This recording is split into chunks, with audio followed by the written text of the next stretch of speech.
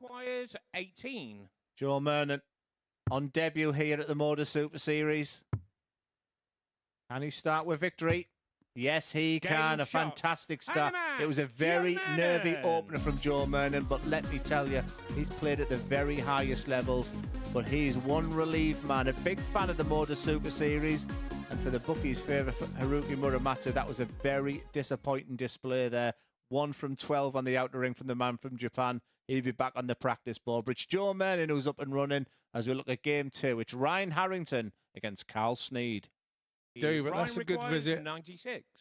Sneed here, pressure in the 96, but Harrington's right in the lipstick with the first. Easier to hit it, surely. Game absolutely used the dart well. Ryan Harrington. Nice, as nice as the 81 was from Carl Sneed. It's Harrington 32 for the 32. Match. He's a proven winner, is Ryan Harrington at the Motor Super Series, and once again he has that winning feeling on that stage again. A very disappointing display there from Carl Sneed. He showed so much promise in his Group A campaign, but Ryan Harrington will be absolutely delighted to get 2 points on the board. You know there's plenty more in the tank. The 96 finish being the highlight, but a lovely start from Ryan. As next up we see for the first time Harry Gregory playing Joe Mernon. It was unlucky, the landing length looked absolutely perfect there as he let go. But for Joe Mernon, it's a quick fire victory. It's 2 wins out of 2 for Joe Mernon. If he had any questions about where his game is at, what he can do in this Group B, a lot of them have been answered already. He is looking very good, not only for wins tonight, but automatic qualification. Joe Mernon averaging over 91 in that game. Super start from Joe Mernon. And next up, it was disappointing in his first game, but it's Haruki Muramatu up against Ryan Harrington. Remember, this would be for a holder throw, but also you feel a decisive lead. You feel he's going to get a dart or a double now. 51 left. It's double 16. He hasn't been spectacular tonight, but when the timing of his real successes has to be highlighted and commended. Wire of 18. Ryan requires 10. Harrington comes back at 10. He'll be going straight for it, surely. There's the marker. And there's the execution. Ryan Harrington does get over the line. Ryan Harrington does have 2 wins out of 2. Both he and Joe Mernon have made the perfect start. And it's been a very disappointing night so far for Haruki Muramatu. Plenty of work on the practice board, you feel. Nothing to write home. That 1-1-1 finish being the real highlight for Ryan Harrington. But all he'll care right now is the 4 points. As next up, it's Carl Sneed against Harry Gregory. Yeah, those shots were always difficult. Bobby George would always say that when you're going for that 25, you can't actually aim for 25. You're aiming 56. For the ball. So if you do hit the ball, it can mess your shot. Requires 36. But he got the 25. And it's double 18 for the match. And the first 2 points for Carl Sneed. He's had a funny old night so far, but he'd be happy with that victory there against the improved Harry Gregory. I think if I was in the shoes of Harry Gregory, I'd be thinking he knows there's more to come. He isn't seeing too much coming from the players. But Carl Sneed, he just pats himself on there for job well done. As we look at the tail of the tape, the checkout ratio for Carl Sneed being the big success. First 2 points. As next up, it's Joe Mernon against Ryan Harrington, the battle of the unbeaten players. Wins. Joe requires 82. Plus leg difference is what you're chasing here. And that is generally there and thereabouts to get you through in 3rd place. So it's double 5 for Mernon. Shot on the first leg. You have to say that was really a clean kill there, Scott. And the only 81. 4 darts at a double for the pair of them, and 3 doubles have been hit. So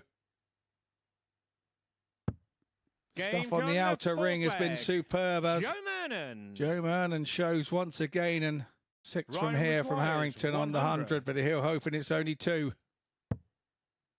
Been a tremendous display from Ryan Harrington and a tremendous finish to boot as well. A very solid performance. We asked for an A game from Ryan Harrington. I think he must have heard the conversation, because that is the best version of Ryan Harrington for a long time. It's 3 wins out of 3 for Ryan. He was averaging well over 100 for the majority, averaged over 95, 4 from 5 in the outer ring, and a beautiful way to finish. That's the way to do it. As next up, it's the return of Haruki Muramatsu against Carl Sneed. Haruki requires 81. Double 12. Performance Game, of the night. shot, Haruki Muramatsu. Where have you been in his opening 2 games? He was very, very disappointed, and Carl Sneed is just looking to him, where on earth has that performance come from, Haruki? And that really does tighten up this Group B campaign. Look at those numbers, Haruki. 102.07, sensationally on the outer ring, and a beautiful way to finish. Finally, he joins the party. It's top of the table, Ryan Harrington next. He plays Harry Gregory. Ryan requires 102. But the way Ryan Harrington's has been playing tonight, double 11, I think that will be. Yes, it is. Double checking with the referee there. And when things are going your way, them sort of things happen. Harrington. Ryan requires 10. Game. And he gets in the end. It's the perfect night for Ryan Harrington. 4 wins out of 4. He dips his toe into qualification. Almost certain from there. He puts his dart in his pocket and says, job well done. He goes up the stage. Harry Gregory, still an awful lot to do for him. He's seen some positives there. But Ryan Harrington, he's demonstrated his A game today. He's demonstrated his fighting qualities. And he goes unbeaten as we go to the penultimate game of Group B. It's Carl Sneed against Joe Mernon.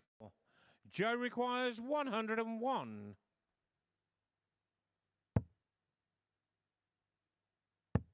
Is it room 101 for Joe Mernon? Yes, Game it on is. the second leg. Joe Mernon. I think he enjoyed that one. No eye contact at all with Carl Sneed. No apology or nothing.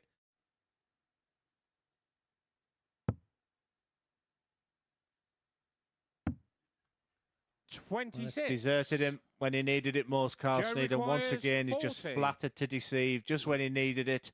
Joe Mernon, double top. And it's 3 wins out of 4 for Joe Mernon. He wasn't 100% sure where his game was, but he's in a very, very nice position overnight. He's put himself in an excellent position to qualify as Joe. Good averages there from Carl Sneed, but once again, 1 from 11 on the outer ring. That's been his Achilles heel. He will be kicking himself overnight. But for Joe Mernon, job well done. It's the final game of the night, and albeit a basement clash, it's a very important game for Harry Gregory and Haruki Muramatsu. Haruki requires 141. This would be special. This would be very, very special, and this will hurt Harry Gregory. Game what a finish. Second leg. Haruki Muramatsu. Is that the finish of the day? Harry requires 20. Desperate for the win. Desperate for the double. It's double 10 for Harry Gregory, and he gets there in the end. Shot. He showed some real Harry fighting Gregory. tenacity. You can just see what that means to Haruki Muramatu. But what it means is that we have got a very tight group coming up tomorrow. Indeed we have, and you see Harry Gregory there. The averages very, very similar indeed, but from 9 on the doubles with what got it for him, 44% on his checkout. And if you look over there at Muramatsu, 3 from 13, even though he had that big 141 checkout, it was still only 23% on the doubles, and that's probably where the match got away from him there. He was, it was such a big game for the pair of them, and you can understand a few nerves may well have come into it. It was a tight, nervous game, and we've got to go through that again tomorrow, because they're going to be the ones that start tomorrow's action. Yeah, thank you very much, Scott. Glenn, what an interesting end to the evening there. You spoke about it with... It looked like Haruki Muramatsu was going to be in a very strong position. Instead, it's all to play for that apparent 3rd place. Yeah, it was a funny old night for Haruki, first of all. I mean, the opening part of the night, we saw him that he was, you know, a favourite to win the group. And barring one game, he was a bit of a disappointment. And look, Harry was having his own problems in that game. He had real problems with the release of the dart, and the timing seemed to have gone, the belief seemed to have gone, but he got over in the line in the end. And I think the one who was most relieved with that double going in was Carl Sneed, but you just sense that the top 2 beginning to run away with things. But what an exciting finale we've got for that 3rd qualification spot.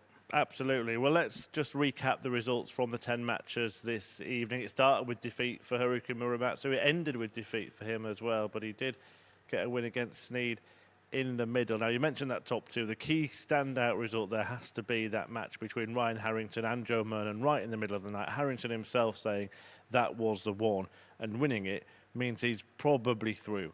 Yeah, it was a nice, confident interview with him, and I liked his answer when you asked him, you know, you've got 1 foot in for qualification now, and he's like, no, I'm going to treat tomorrow where I want to win 4 wins out of 4, and I really liked that response. I thought it was really good. He's dogged, he's determined, he produced a really good performance against Joe Mernon.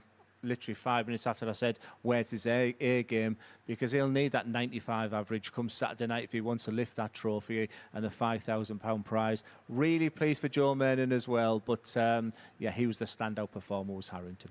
What about Mernon then? Debut here at the Super Series. He gave an interview at the start of the night, kind of the opposite of what Ryan Harrington gave at the end of it, when he wasn't really confident, not sure what to expect, but those doubts disappeared quite quickly. Yeah, and obviously clearly just off the professional circuit, but there's a bigger story with Joe Mernon. He's had real health issues and, you know, lack of form, lack of belief. And look, I had very similar a few weeks ago when I stood on this stage where I wasn't quite sure. You know, my practice had picked up a little bit, so I was delighted to see Joe get finishes like that 101. And he's a genuinely good guy. He's like I say, he's delighted to get the invite from the Motor Super Series, and he's looking good for Saturday night. Yep, absolutely is. But look, the battle is going to be between the other 3 players. Ryan Harrington, probably a win away, maybe doesn't even need that. Mernon looking good as well. But between Sneed, Muramatsu and Harry Gregory, not Maguire, Harry Gregory, who's going to manage to take that spot, all to play for? Do you know, I might have said Harry, but I've got more interest about those release problems at the end there. I don't know what that was about. Muramatu surely can't play as bad tomorrow.